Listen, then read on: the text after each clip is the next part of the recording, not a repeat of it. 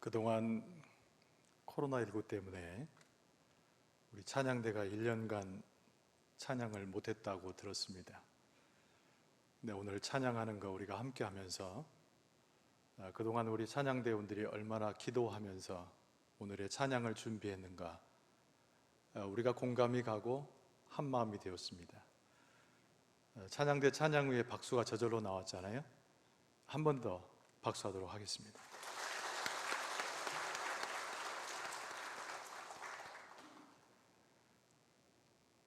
오늘 여러분들 예배드리기 위해서 오늘 이 자리에 들어오시면서 어떤 마음과 어떤 생각이 드셨습니까? 오늘이 안식일이고 하나님의 복된 은혜를 나누는 그런 날인데 예배실에 들어온 우리의 마음은 기쁘고 또 하나님의 은혜를 경험할 만한 하나님의 축복의 순간들이었을 것이라고 저는 생각합니다. 왜 우리는 예배실에 들어오면서 또 예배하기 위해서 함께 모이면서 이런 기쁨과 감사의 마음을 가질 수 있을까요? 한번 생각해 보면은 하나님 앞에 선 우리는 한두 가지의 공통점이 있기 때문에 그렇습니다. 누가 뭐라고 해도 우리는 하나님의 나라에 속한 하나님의 백성들이죠. 예수께서 머리가 되시고 하나님께서 주인 되시는 믿음의 공동체에 속한 한 식구라고 할 수 있습니다. 우리가 이렇게 기쁨을 갖는 것은, 이렇게 감사의 마음을 갖는 것은 또 하나의 공통점의 이유가 있어요. 부흥의 길목에서 새로운 변화를 가져와야 할 이 시점에서 우리는 하나님의 부르심과 사명을 함께 붙잡고 오늘 모여 있기 때문입니다. 우리는 한 식구고 우리는 하나님의 한 백성이며 한 사명을 가지고 주님의 뜻대로 나아가는 하나님의 사명자임을 다시 한번 확인하게 됩니다. 오늘 이 본문의 말씀을 대하면서 우리와 영적으로 교감할 수 있는 한 가족을 대하게 됩니다. 우리가 잘 아는 아브라함과 그의 아내 사레, 그리고 롯의 가정, 함께 따르는 식솔들이 바로 그 사람들입니다. 이들은 평범한 사람들이었을 것입니다. 아무도 알아주지 못한 이름을 가지고 그저 살았던 사람들입니다. 근데 하나님의 뜻이 있어서 역사적인 대변혁을 이루는 시기에 이 가족을 택하여서 하나님께서는 사명을 주셨다라고 성경은 우리에게 가르쳐 줍니다. 여러분, 창세기가 절반으로 나눠지면 1장에서 11장까지가 전반부고 12장 이후가 후반부임을 우리는 잘 압니다. 왜 11장과 12장은 나눠지는 부분으로 인식되었을까요? 여러분, 그것은 다름이 아니고 1장부터 11장까지는 아담 이후에 죄를 지었던 역사, 그리고 하나님의 분노와 심판이 기록되어 있지만 12장 이후부터는 하나님의 자비와 긍휼이 그대로 드러나는 사건들이 전개되기 때문에 그렇습니다. 엄청난 인류 역사의 대변혁이죠. 그 가운데 보잘것없는 아무도 알아주지 못한 한 가족이 선택되었는데 오늘 본문의 말씀에 등장하는 아브라함과 그 가족이 그 인물들입니다. 여러분, 아브라함이 살았던 것은 갈대아 우르라고 하는 지역이에요. 근데 하나님이 그들을 선택했을 때 아브라함은 아무 생각 없이 그저 안정되게 삶을 살고 있었습니다. 그 가운데 하나님께서 임하셨을 때 인식하지 못했으나 나중에 깨달은 아브라함의 마음에는 하나님의 언약이라고 하는 것이 새겨지게 되었어요. 평범한 가정이지만 보잘것없었던 한 인물이지만 하나님은 그 사람들을 통해서 하나님의 언약의 시대를 이끌어가기를 원하셨다는 겁니다. 하나님께서 아브라함과 맺은 언약의 특징은 이런 것들입니다. 인류 역사가 죄를 뒤로 하고 하나님과의 관계가 회복된다는 첫 번째 의미, 그리고 인류 역사는 사람들이 이끌어가는 것이 아니고 하나님께서 주도하신다는 것을 보여주는 계명의 내용입니다. 하나님의 주도권 가운데 하나님이 드러내셨던 당신의 성품은 신실함이에요. 한번 약속하신 것은, 언약을 맺으신 것은 시건하거나 잊어버리지 아니하시고 반드시 지키신다고 하는 하나님의 강력한 성품을 이 계약 가운데 담고 있습니다. 오늘 이 본문의 말씀을 우리가 함께 대하면서 아브라함의 이 가족, 하나님께 부름받은 이 가족과 오늘 하나님 앞에서 새로운 출발을 하고자 하는 우리의 심령이 비교되고, 오늘 이 본문의 말씀을 통해서 우리는 다시 한번 하나님께서 우리를 부르시는 그 음성, 그리고 하나님께서 우리 가운데 허락하시는 그 계약을 확인해 볼 수 있어야 됩니다.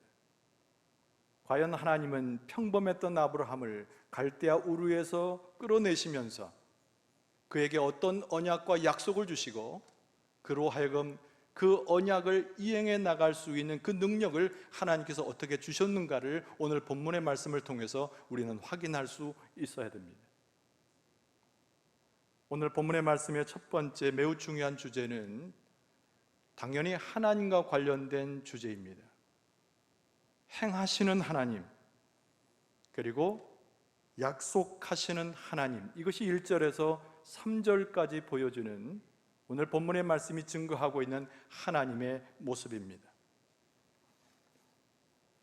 그런데 여러분, 이 말씀을 묵상하면서 우리가 제일 먼저 깨달아야 할 아주 중요한 사실이 있어요. 아까도 언급했지만 우리의 모든 역사는 하나님께서 주도권을 가지신다는 겁니다. 오늘 본문의 말씀은 이렇게 시작됩니다. 여호와께서 아브라함에게 이르시되 그랬어요. 여러분, 다른 번역에 보면은 이 말씀이 이렇게 번역되기도 합니다. 하나님이 말씀하셨다, 이렇게 쓰고 있는 거예요. 하나님은 당신의 역사를 이끌어 가실 때 여타의 다른 환경보다도, 어떤 사람이 어떻게 응답하는가에 관심을 갖는 것보다도 하나님이 먼저 주도권을 가지고 말씀을 하시는 특징을 가지고 있습니다. 하나님의 말씀은 허공에 외치는 메아리가 아니고, 하나님의 말씀은 능력이고, 하나님의 말씀은 하나님의 주도권을 드러낼 수 있는 매우 상징적인 이야기예요. 여러분, 우리가 잘 알기도 창세기 1장에는 세상이 시작된 기록이 나와 있습니다. 하나님이 세상을 만드실 때 성경은 증언하기를 하나님이 그렇게 말씀하셨다라고 쓰고 있어요. 여러분, 예수 그리스도께서 그의 공생의 기간을 살아가실 때 수많은 병자를 고치시고 가난한 자를 돌보시고 많은 이적을 행하셨어요. 근데 복음서에도 역시 예수님께서 행하실 때 먼저 하나님의 권능으로 말씀하셨다라고 쓰고 있습니다. 아브라함을 부르신 사건, 아무것도 아닌 존재인 그의 가족들을 부르셔서 사용하시는 하나님의 역사, 우리는 거기서 반드시 기억할 것은 하나님께서는 주도권을 가지시고 하나님의 능력의 말씀으로 선택한 사람들을 이끄셨다는 것을 깨달을 필요가 있습니다. 새로운 출발을 하고자 했을 때, 우리의 마음 가운데 하나님의 역사를 기억하고자 할 때, 하나님의 권능을 잊고자 기도할 때, 역시 우리에게도 필요한 것은 우리의 삶과 교회를 주도하시는 하나님의 능력의 말씀이 필요하다는 겁니다. 오늘 본문의 말씀을 자세히 보면 하나님께서 아브라함에게 말씀하셔요. 근데 그 말씀의 첫 번째 이야기가 뭐냐면은 떠나라는 겁니다. 1절 중반절에 보면은 너는 너의 고향과 친척과 아버지의 집을 떠나, 이렇게 되어 있습니다. 뭘 주시겠다는 말씀이 먼저 나오지 않아요. 내가 너를 이렇게 인도하겠다는 계획부터 설명하지 않습니다. 하나님은 무조건 아브라함에게 떠나라고 하시는 거예요. 근데 무엇을, 어디에서 떠날 것인가? 오늘 본문의 말씀에 확연하게 너의 고향이라고 그랬습니다. 너의 친척이라고 그랬습니다. 네가 거하는 아버지의 집이라고 이야기합니다. 여러분 가만히 생각해 보세요. 고향은 좀 넓은 의미죠. 친척은 모여있는 한 집단을 보여주고, 그리고 아버지의 집은 아브라함이 평생 떠나지 않을 것 같은 그의 보금자리를 상징합니다. 순서를 따라서 구체화되고, 순서를 따라서 고향으로부터 아브라함이 있는 자리까지 압축되어 하나님께서 접근하셔서 만나주시는 장면을 그렇게 표현하고 있는 거예요. 그런데 하나님께서는 고향도 친척도 아브라함이 편하게 여겼을 만한 아버지의 집도 당장 떠나라고 말씀하고 있습니다. 왜 그러셨을까요? 여러분, 고대 사회는 우리와 좀 달라요. 친척들이 많고 가족이 많아야 그 가족이 그 지역에 있어서 유력한 집안이 됩니다. 부요함도 있고 유명세도 있고, 그리고 안전한 서로 간의 협력 관계를 이루어서 소위 말하는 권력의 체계를 가족의 수에서 가져올 수 있기 때문입니다. 하나님이 보신 거예요. 아브라함이 누렸던 아버지의 집, 권력의 상징이었던 친척, 그리고 수많은 사람들이 반겨주고 함께했던 고향에 있는 모든 것들은 하나님이 주신 것이 아니고 하나님을 알기 전에 아브라함과 주변의 환경이 가졌던 단순한 복의 조건이었기 때문에 하나님께서는 새로운 사명과 새로운 축복과 새로운 은혜를 더하시기 위해서 인간의 힘으로 가졌던 과거를 청산할 것을 요청하셨던 겁니다. 아브라함은 그 자리에서 떠나고 싶지 않을 수 있어요. 그 자리는 안정될 수 있어요. 어떻게 보면 심하게 말하면 하나님 없이도 살아갈 수 있는 장소였어요. 하나님은 너무나 그것을 알기에 하나님의 뜻 가운데 아브라함과 가족을 인도하시기 위하여 인간의 안정을 취했던 그 자리에서 당장 떠나라고 요청하셨던 것입니다. 여러분, 우리의 삶은 부요가 있을 수 있어요. 때로는 권세 잡음으로 인하여 사람들의 칭찬을 받을 수도 있어요. 그러나 우리는 구분할 수 있어야 됩니다. 이것이 세상으로부터 온 것인지, 단순한 내 노력의 결과인 것인지, 아니면 하나님이 은혜로 내게 주신 것인가를 구별할 수 있어야 되는 거예요. 하나님의 말씀을 들을 수 있는 사람, 하나님의 지도 가운데서 새로운 것으로 떠날 수 있는 사람의 자격은 아무리 부유하고 좋은 것이고 떠나기 싫은 것이라도 하나님의 것이 아니면 다 버릴 수 있는 사람만이 하나님의 은혜를 입어서 하나님이 지시하는 곳으로 갈 수가 있는 것입니다. 사도 바울이 로마서에 있는 교인들에게 편지한 적이 있어요. 사도 바울의 노년입니다. 자기의 모든 인생을 살아가면서 복음의 과정 가운데 숱한 그리스도를 위한 고난을 받으면서 사도 바울이 내린 결론의 말씀을 로마에 있는 교인들에게 편지한 가운데 로마서 6장 12절에 보면은 그러므로 너희는 죄가 너희 죽을 몸을 지배하지 못하게 하여 몸의 사욕에 순종하지 말라고 되어 있어요. 세상 것으로 죽을 몸을 지배하는 것에 우리의 몸과 마음을 빼앗기지 말라고 하는 신앙 고백적인 사도 바울의 권고의 말씀입니다. 예수님께서도 제자를 세우시면서 직접 하신 말씀 중에 누가복음 14장 33절에 보면은 이와 같이 너희 중에 누구든지 자기의 모든 소유를 버리지 아니하면 능히 내 제자가 되지 못하리라 그러셨어요. 부유한 것만이 축복이 아닌 것은, 세상에서 칭찬받는 것만이 제일 좋은 것이 아닌 것은, 그것이 하나님께로부터 오는 것이 아니라면 버려야 할 것이지, 청산할 것이지, 우리가 가지고 있어야 할 것이 아니라는 겁니다. 우리는 기억해야 됩니다.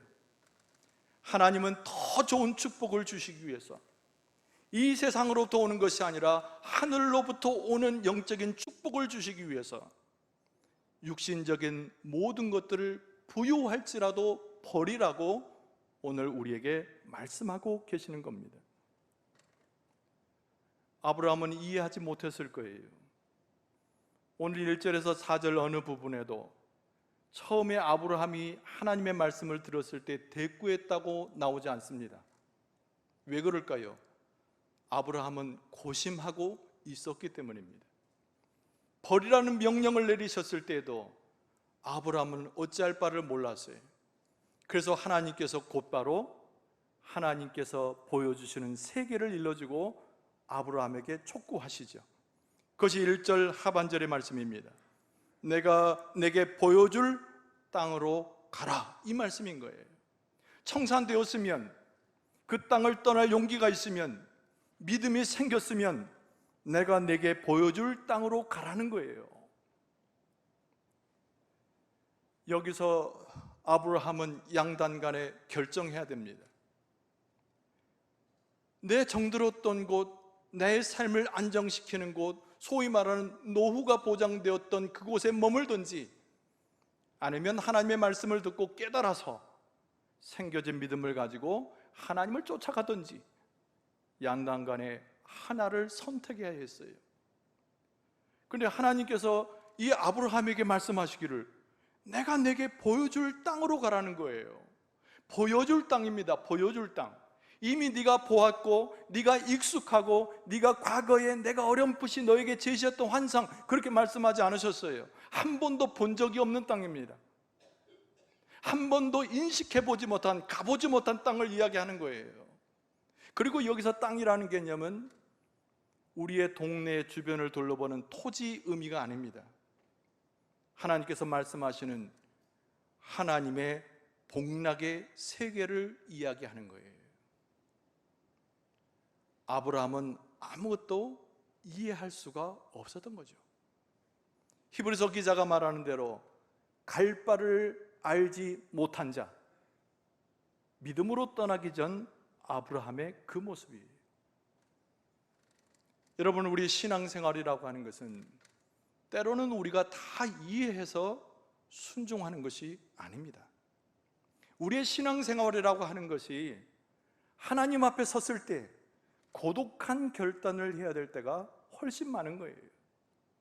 다른 사람이 나를 이끌어주는 것이 신앙생활이 아닙니다. 다른 사람의 충고에 의해서 내 생명을 맡길 만한 모험을 하는 것이 신앙생활이 아닙니다. 신앙생활은 하나님 앞에 단독자로 서서 하나님과의 깊은 긴밀한 교제 가운데서 우리가 홀로 결단하는 것이 신앙생활이에요. 여러분, 제가 독일 목회를 할 때 가장 마음에 담아두었던 한 가지 독일어로 된 신학적 문구가 있습니다. 이건 성경적인 문구인데요, 죄송합니다, 츠비셴 데어 차이텐이라는 표현이에요. 츠비셴 데어 차이텐. 여기서 차이텐의 차이트는 시간이란 뜻입니다. 근데 하나의 시간이 아니라 여러 개의 시간이기 때문에 차이텐 이렇게 되었어요. 근데 츠비셴이라는 말은 무엇 사이에라는 뜻입니다. 시간과 시간의 사이란 뜻이죠. 근데 이 말이 얼마나 신학적이고 얼마나 성경적인가 조금 설명을 드립니다. 하나님의 시간은 우리가 가늠해 볼 수 없을 정도 영원 전부터 영원 후까지의 우리가 도저히 상상할 수 없는 엄청난 양의 시간을 이야기하는 거예요. 근데 우리의 시간은 현재로 국한되어 있죠. 츠비셴 데어 차이텐이라는 표현은 하나님의 그 영원한 시간 속에 오늘을 살아가는 내 시간이 맞닿아 있는 순간을 이야기하는 거예요. 하나님의 부르실 때에, 아브라함을 선택하셨을 때에 하나님의 시간이 아브라함의 시간에 맞닿아 주신 거예요. 무지한 자는, 어리석은 자는 하나님의 시간을 인식하지 못한 채 피해버리고 말 것입니다. 그러나 아브라함은 그 하나님의 그 시간 앞에서 현재의 자기 시간을 맞추려고 하고 있는 거예요. 고독한 결단이 필요합니다. 가르쳐 주는 이 없습니다. 이것을 알 수 있는 유식한 자도 존재하지 않습니다. 그저 아브라함이 하나님 앞에서, 하나님의 그 영원한 시간과 그 능력 앞에서 엎드려지고 자기의 시간을 거기에 겸손히 맞추고 있는 거예요. 우리의 신앙생활도, 교회에 흘러가는 모든 신앙생활도 세상에 맞춰지는 것이 아니고 하나님의 영원한 시간에 맞춰져 있어야 됩니다.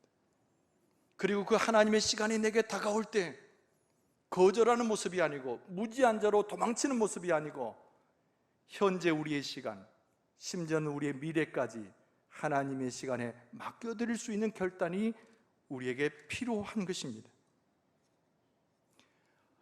아브라함은 여전히 머뭇거리고 있었습니다.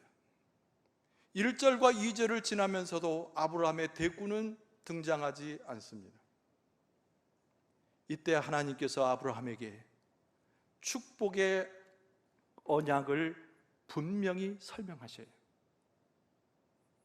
성경에 나온 아브라함에게만 주신 축복이 아니라 우리 영광중앙교회, 저와 더불어 여러분 모두에게 주신 하나님의 축복의 말씀이기 때문에 이 구절들을 잘 눈여겨봐야 됩니다.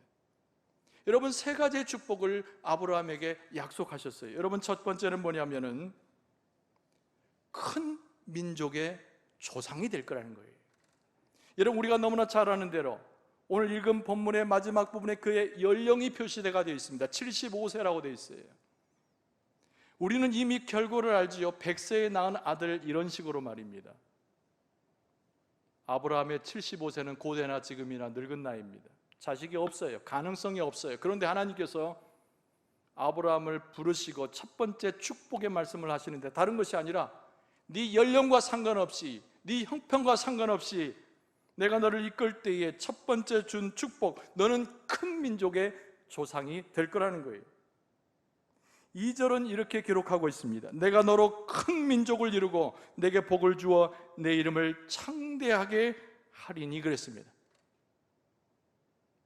사랑하는 성도 여러분, 아브라함에게만 주신 축복이 아니고 여기에 모이는 여러분과 모두에게 동일하게 주신 축복인 줄로 믿습니다.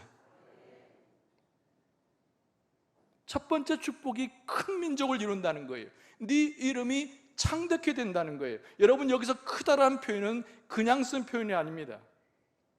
누구의 말씀인가요? 아브라함의 표현이 아니고 하나님의 말씀이거든요. 하나님은 한 글자 한 글자 너무 중요하게 사용하셔요. 근데 여기서 중요한 것은 그냥 단순한 민족, 그저 왔다가 사라지는 한 민족이 아니라 아예 큰 민족하게 되어 있습니다. 큰 민족. 여기서 크다라고 하는 것은 히브리어로 까돌이라는 표현을 써요. 까돌. 영어로 말하면 great입니다. 영국이 온 세계를 지배한다고 자랑할 때 자기 나라의 이름 중에 great라는 표현을 썼어요. 미국인들은 great를 외칠 때마다 놀라운 일, 대단한 일을 보고 환호성을 칠 때 great라는 단어를 사용합니다. 이 great라는 말이 히브리어로 까돌인데 오늘 성경 번역에는 크다라고 표현하고 있어요. 여러분, 우리는 결과를 잘 압니다만 아브라함의 후손들은 소위 말하는 이스라엘 백성이 되었지요.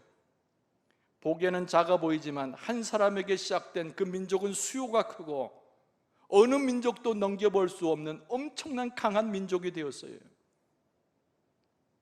자식이 없었던 아브라함에게 하나님께서 처음으로 줬던 축복의 약속은 네가 내 말을 듣고 내가 지시할 땅으로 가게 되면 너는 큰 민족을 이루고 풍요로워지며 하나님의 은혜 가운데 너와 내 이름이 명예를 얻는 창대케 될 것이다. 이 축복을 주셨다는 거예요. 여러분, 오늘 이 시간 우리가 결단할 때에 아브라함처럼 머뭇거리는 모습이 아니라 이미 이 결과를 알고 있기 때문에 우리가 하나님의 말씀을 들을 수 있고 이 말씀에 순종할 수 있고 이 말씀대로 따라가겠다는 결단을 하게 되면 하나님께서 영광중앙교회를 큰 교회로 세우시고 이 지역의 모든 교회들이 부흥하게 되고 하나님의 역사 가운데 여러분의 가정들이 하나님 앞에 영적 부요를 맛볼 수 있는 교회, 또 가정으로 하나님께서 붙들어 주실 줄로 믿습니다. 여러분, 우리가 결과를 보고 알지만 성경은 아브라함의 나중의 모습을 뭐라고 말합니까? 거부가 되었다고 되어 있어요. 하나님이 주신 복으로 거부가 되었어요. 다 버려서 아무것도 없는 자가 거부가 되었어요. 그리고 심지어는 하나님의 종이라고 부리고 하나님은 그를 가까이 하면서 하나님의 친구라고 아브라함을 명명해 주셨습니다. 더 이상 창대케 된다는, 그의 이름이 창대케 된다는 다른 표현이 또 있을 수 있겠습니까? 두 번째 복은 다른 것이 아니라 아브라함이 하나의 샘물과 같이 되어서 물이 마르지 아니하고 졸졸졸졸 흘러가며 지나가는 사람, 강의 근원이 되어서 하나의 샘물처럼 복 그 자체여 복을 흘러버리는 근원이 된다라고 약속하신 거예요. 너는 복이 될지라. 여러분, 저번 성경 표현에는 복의 근원이 될지라 이렇게 표현되어 있어요. 하나님께서 아브라함에게만 주신 축복이 아니었던 거죠. 아브라함과 그 가정에만 국한된 하나님의 축복을 약속하신 것이 아닌 것이죠. 아브라함이 믿음으로 하나님과 합한 사람이 되고 아브라함의 가정이 믿음으로 아브라함을 쫓아가게 되고 아브라함이 그 하나님께서 이끄신 땅 가운데 수많은 사람들을 만나게 될 텐데, 아브라함과 동의하여 아브라함과 합하여 하나님을 높이고 믿음을 가진 자마다 아브라함에게 베푼 그 축복을 동일하게 받을 것임을 하나님은 말씀하고 계신 겁니다. 여러분들이 아브라함처럼 복의 근원이 되어질 때, 복 그 자체가 될 때, 여러분과 여러분의 가정이 하나님의 축복을 입을 뿐만 아니라 여러분의 친척까지도, 여러분 이웃까지도, 더 나아가 대한민국 땅에도 여러분 때문에, 한 사람 때문에 온 세계가 영적인 부유함을 맛보는 놀라운 기적이 일어나게 될 줄로 믿습니다. 여러분, 세 번째 축복이 무엇입니까? 세 번째 축복은 이 세 가지 축복의 결론과도 같아요. 제가 3절의 말씀 전문을 읽어드립니다. 너를 축복하는 자에게는 내가 복을 내리고 너를 저주하는 자에게는 내가 저주하리니 땅의 모든 족속이 너로 말미암아 복을 얻을 것이라 하신지라 그랬어요. 1, 2절의 종합편이고 3절은 축복 세 가지의 결론과도 같습니다. 아브라함이 얼마나 독보적인 하나님의 축복을 받은 자인가. 하나님께서는 그를 환영하고 함께하는 자에게 복을 내리실 뿐만 아니라 여기에 독특하게 저주라는 표현이 사용되고 있어요. 여러분, 이 세상은 저주가 가득한 지역이잖아요. 나누지 못합니다. 사랑하지 못합니다. 함께하지 못합니다. 그런데 하나님의 사람, 하나님의 믿음에 의해서 세워질 아브라함은 이 세상 가운데 복을 흘려보내는 사람이기 때문에 세상의 저주를 멈추게 할 사람이라는 거예요. 아브라함을 따르고 합하는 사람은 많아질 것이고 아브라함과 더불어 하늘의 복을 누릴 사람은 확장될 것이지만 저주로 물들어 있는 모든 고통은 아브라함으로 인하여 적어지고 없어지고 퇴폐될 것이라는 거예요.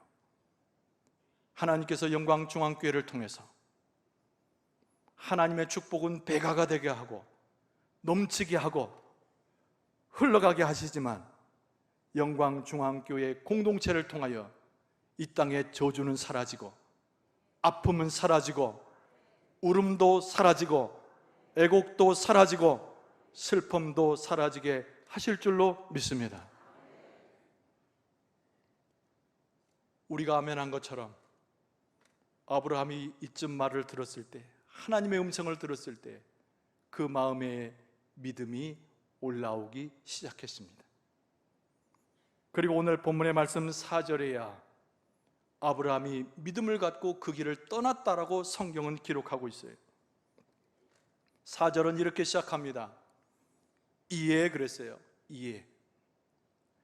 하나님의 말씀을 다 들은 이후에, 하나님의 말씀을 듣고 이해되고 하나님의 말씀을 듣다 보니 마음에 생겨난 그 믿음 때문에, 다 듣고 믿음이 생겨난 다음에란 표현이죠. 이에 아브라함이 여호와의 말씀을 따라갔고 롯도 그와 함께 갔으며 아브라함이 하란을 떠날 때에 75세였더라. 정확한 역사로 기록하고 있어요. 여러분, 이 4절의 말씀을 읽으면서 저와 여러분의 마음 가운데 스스로에게 질문해 봐야 됩니다. 우리는 아브라함처럼 과연 떠날 수 있는 용기와 믿음이 있는가라는 거죠. 세상에서 누렸던 것들, 세상에서 쌓아놓았던 그 재물마저도 하나님이 하라고 하시면, 하나님이 말씀하시면 다 버릴 정도의 용기와 믿음이 있는가를 질문해 봐야 됩니다. 4절에 분명히 말하기를 아브라함은 그 모든 곳에서 하나님의 명령을 따라서 버리고 하나님의 뜻을 쫓았음을 알 수가 있어요. 아브라함의 4절에 요약된 그의 믿음은 두 글자입니다. 두 낱말입니다. 첫째는 우리가 잘 아는 대로 아브라함의 믿음이고, 또 하나는 하나님의 말씀을 따라가고자 하는 아브라함의 순종입니다. 우리의 신앙생활이라고 하는 것은, 우리가 하나님을 따라간다고 하는 것은, 공동체를 형성한다는 것은 하나님과 아브라함 사이에 아브라함이 하나님 앞에 고백했던 그 믿음을 따라가고 순종의 태도를 배우는 것을 말씀하고 있는 것입니다. 아브라함은 완전한 사람이 아니었습니다. 여러분, 아브라함의 삶을 우리가 창세기에서 보지만 그는 부족한 자였어요. 거짓말도 잘합니다. 공포에 휩싸일 때도 있었어요. 두려움 가운데 있었어요. 분명히 기억하기를 아브라함이 위대한 것이 아니었습니다. 우리들 똑같이 공포가 있어요. 두려움이 있습니다. 때로는 욕심도 일어납니다. 돌이켜서 과거로 가고 싶은 그런 마음도 심지어는 생겨납니다. 그러나 아브라함에게 하나님이 뭘 넣어주셨습니까? 믿음을 넣어주신 거예요. 그것이 아브라함의 택하심의 증거이기도 합니다. 하나님께서 판단하신 거예요. 이 사람은 연약한 사람이지만, 이 사람은 부족한 사람이지만 내가 이 사람을 만지면 이 사람은 내 말을 따라올 것이다. 하나님이 확신하시고 아브라함에게 믿음을 넣어주신 거예요. 우리가 이렇게 모인 것이 우연이 아닙니다. 우리가 이 말씀을 함께 나누는 것도 절대 우리가 원해서 우리의 뜻대로 되어진 것이 아닙니다. 하나님께서 우리를 부르신 것 때문에 우리가 모여 있고, 하나님께서 우리의 귀를 여셨기 때문에 이 말씀이 우리 안에 새겨지게 되고, 우리가 아멘으로 순종하고 받아들이기 때문에 이 사건은 우리의 사건으로, 우리에게 맺어진 계약의 역사로 오늘 이 말씀이 우리에게 들어올 수 있는 것입니다.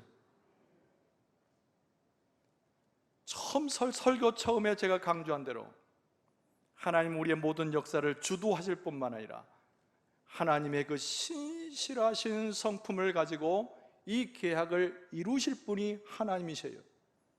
하나님이 오늘 우리에게도 동일한 말씀을 주셨기 때문에, 우리에게도 똑같은 약속을 하고 계시기 때문에, 똑같은 촉구하는 말씀을 주고 계시기 때문에 그 신실하신 하나님이 여러분과 저에게 확고한 믿음을 주셔서 순종하게 하셔서 그 신실하심으로 약속한 것을 다 이루게 하실 줄로 믿습니다.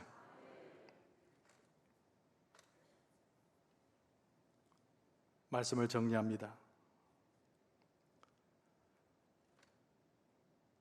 이스라엘 백성의 시조였던 아브라함, 창세기만 나오는 것이 아니고 구약 성경의 수많은 지도자들과 백성들은 아브라함을 향한 하나님의 그 역사를 꼭 기억했어요. 사도 바울도 마찬가지였고, 초대교회 수많은 성도들도 창세기 12장에 등장하는 아브라함의 이 사건을 누구나 다 기억하였다는 거예요. 로마서 4장 3절에도 그렇고 갈라디아서 3장 6절에도 창세기 15장 6절의 말씀을 되새기면서 이렇게 기록했습니다.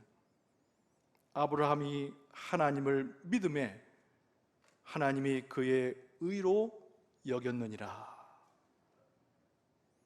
아브라함은 하나님 주신 믿음을 가지고 순종하며 하나님의 뜻을 이루어가는 가운데 하나님의 이루시는 그 역사를 보는 자가 되었어요. 사랑하는 성도 여러분, 오늘날 우리에게 동일한 약속이 주어지고 하나님께서 말씀하실 때 오늘 이 순간을 잊어버리지 않기를 바랍니다. 오늘 이 순간 이 말씀을 함께 나누었던 이 사건을 평생 잊어버리지 않기를 바랍니다. 아브라함에게 주셨던 그 믿음만큼 오히려 더 큰 믿음을 가지고 신실하신 하나님을 붙들면서 순종하며 나아가 우리 교회에 맡겨진 사명을 감당하고 개인의 삶이 믿음으로 완성되어지고 하나님의 복을 누리는 가족이 되고 이 지역사를 위해서 복음을 증거할 수 있는 여러분과 저의 모습이 될 수 있기를 주의 이름으로 축원합니다. 기도하겠습니다. 우리 아버지 하나님, 하나님이 이끄신 대로 저희들 순종하기를 원합니다. 그 능력의 말씀으로 우리를 가르치시고 세우신 회복과 축복의 언약이 우리 안에 성취되게 하여 주시옵소서. 예수님의 이름으로 간절히 기도하옵나이다.